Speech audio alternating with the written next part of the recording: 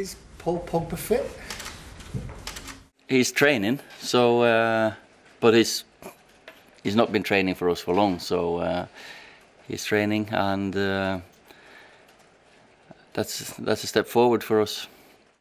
Do you understand why there's all the interest around him? Yeah, of course, because he's a fantastic player, charismatic personality, and for us, we're happy that he's here. Do you understand all the interest as well about Haaland? We keep asking about him. There's reports today that he's boarding a plane to Manchester, or is en route here now. I don't think he's en route here, to be fair. So not through me anyway. So I can't comment on other teams' players. I've said that many a time, and that's just one of them things that in this job you get so many speculations all the time. Obviously, there's going to be a lot of speculation about lots of players heading into January. Yeah. Are you hopeful of signing someone next month? Yeah, if as a manager, you always hope that you can do something, but then again, it's not something that is nailed on.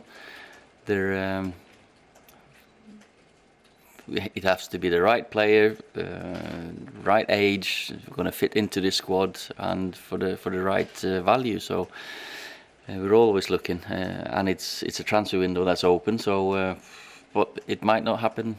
So we're getting players back. We're getting Paul back. We're getting Timothy back, Eric Bailly back, Diogo back.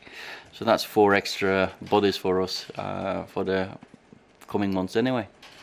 When do you expect those names that you just mentioned to be kind of available for action?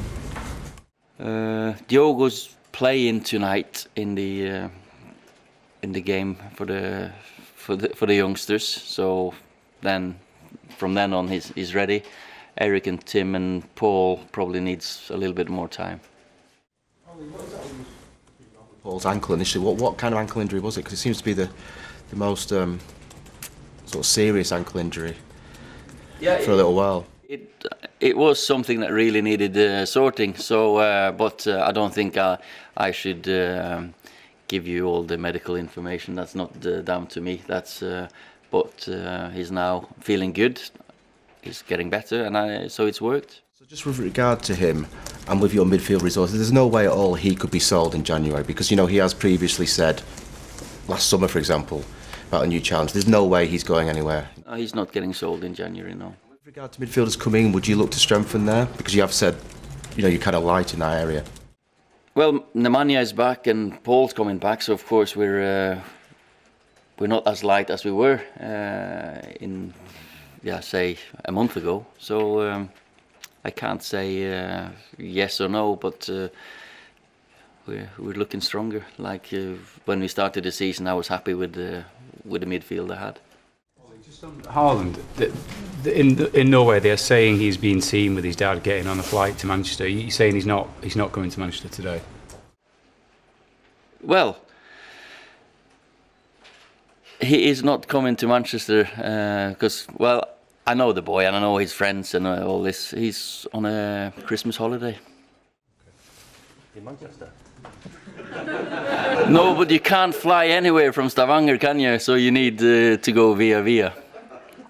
Ole, you started a bit of a trend of players that have played for clubs then going into management. Arteta could be the latest unveiled today. Do you think it almost gives you a little bit of a head start at a club to know the club so well? Yeah, I think so, yeah. If you know the DNA of the club, if you know the culture in the club, if you've been here, especially in periods when when the club's done well, you see what the culture is in the club. I think that's important.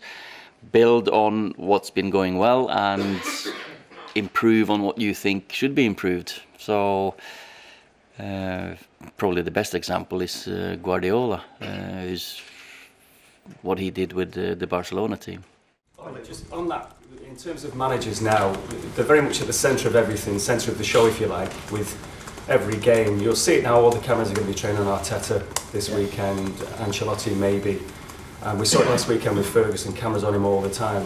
You're not jumping around the technical area all the time. I know it sounds a bit left field, but how much of a kind of issue is it now with the whole panto, if you like, of managers being centre stage with every match? Well, it's what you make it out to be.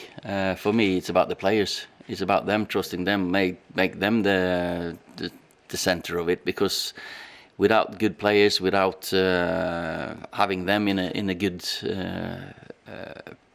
how do you say, state, you're no good as a manager. That's just me. We're all different, and sometimes I'm up there, sometimes I'm sat there. It depends on the game as well. Ole, what can Paul do and what can you do to end these questions that we keep giving you every week? Because it feels a lot like the Lukaku situation in the summer, where we kept being told he's close to a return and then he's sold. What can happen to stop this now? When he comes back, play well. And play with a smile on his face and do what he did a year ago when I came here. Paul was fantastic. He's been fantastic when he's played for us. So we know we got one of the best players in the world. When he's playing well, when he gets fit, he needs to get time to get fit, of course. And but he'll make a difference for us. Will he play before the end of the year, as was the initial? Well, I hope so. Still, let's see how he feels. It's not something I'm not going to push him, of course.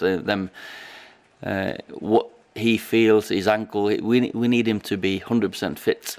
I can't risk any setbacks on injury. If he was to go, Ole, do you think that would definitely not be mid-season though? Do you think he will be here with you till the end of the season? If it is all these hypothetical, I've just answered, he's not going to go.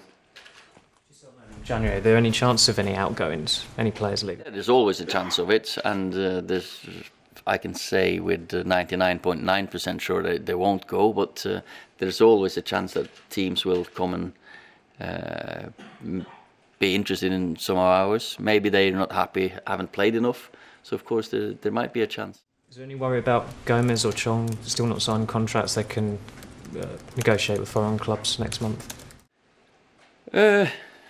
Well, both of them are players we want to keep. I think they're good talents. They've had a couple of niggles and injuries. They know that, so I haven't been able to play him as much as I'd like. Angel, for example, he's been ill now for a few weeks. He's had a bad ankle.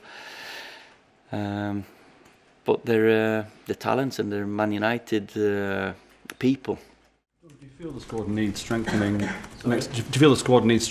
next month if you're going to be able to compete on all fronts, in particular sustain that push for a top 4 place? As I just said, we're getting 4 players back that we've not been able to use, so that will strengthen our squad both in numbers and quality. Is there any chance you'll see Haaland before he gets on that connecting flight? No. Any questions on the Watford game? You've celebrated your year anniversary. A year of being in charge, a year on the touchline, a year of all these questions. Has any of it given you a little bit more respect for what Sir Alex had done?